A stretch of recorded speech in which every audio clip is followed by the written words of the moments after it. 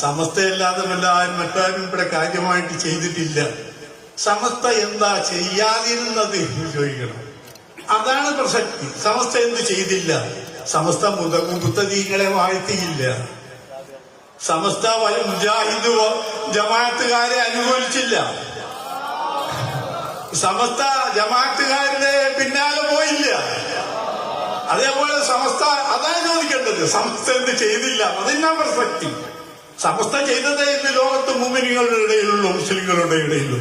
സമസ്ത ചെയ്യാത്തതുണ്ട് ഇപ്പോ. അതാണ് സമസ്തനെ ആക്ഷേപിക്കുന്നവർ ചെയ്യുന്നത്. മുബത്തദീകളെ ബഹുമാനിക്കുക, മുബത്തദീകൾക്ക് ആദരവ് നൽകുക, മുബത്തദീകളെ ജനങ്ങളുടെ പ്രതിഷ്ഠിക്കാൻ നോക്കുക. അത് നടക്കൂല. ആരും അത് അംഗീകരിക്കില്ല.